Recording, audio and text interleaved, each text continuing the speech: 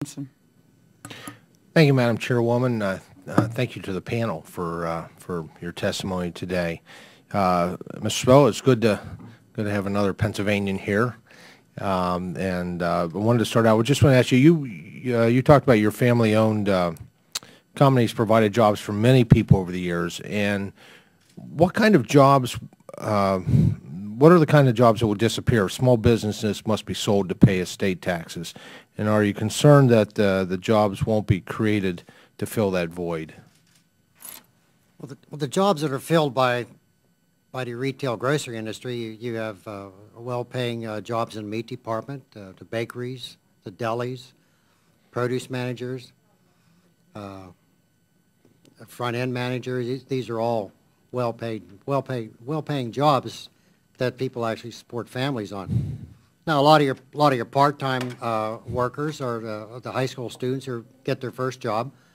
They learn a little bit about what it's like to have to go to work every day, to follow a schedule, learn how to take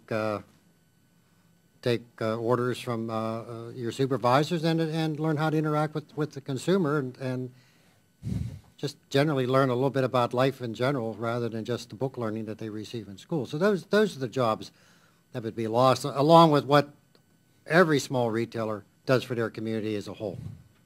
Can you tell me a little bit about that in terms of how it would impact the surrounding community and the economy? Give me some examples. Oh, all right. You have we're a small. El's a small community. Mm-hmm. Businesses support the local hospital. Businesses support the local Distributive Education Clubs of America's program. Businesses support churches and all the clubs that go along with the churches, the bingos and the dinners that the churches throw.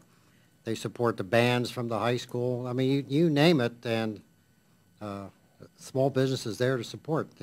Every business in relationship to what they can afford to help, but they all help. They all do something for their community. And if they're gone, where's the community going to get? Where are they going to get that? Who's going to provide those services for them? Okay, thank you. Ms. Mays, in your testimony, you emphasized the need for certainty in estate tax. We've heard a little bit about that. Would you elaborate on why this is important? It's so important for the planning phase. I discussed that we spent $5,000 a year, a total of $730,000.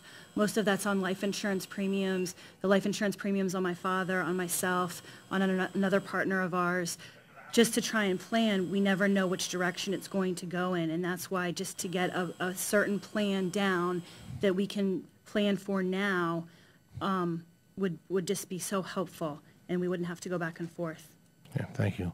Mr. Yule, in your testimony, you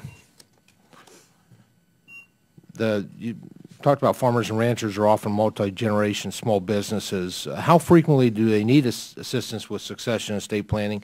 And have you seen any trends related to this issue of, of that line of farming and ranching ending, where has there been up to this point situations where farms have not continued to the next generation because of these costs and maybe combined with other factors? Yes, absolutely. In two different ways. On account of farm economics now, many times in many instances, the primary farmer or rancher needs to take a second job, and so that sort of takes them out of the industry. In many times, the death tax can cause a requirement for a mortgage to be put on the property, which ultimately ends up being such a burden that those economic assets are sold down the line. And so even though it may be 3, 4, 5 years after the death tax is imposed, ultimately the land is sold on account of that because there's no longer an economically viable unit intact. So yes. Okay, thank you. Now yield back, Madam Chair.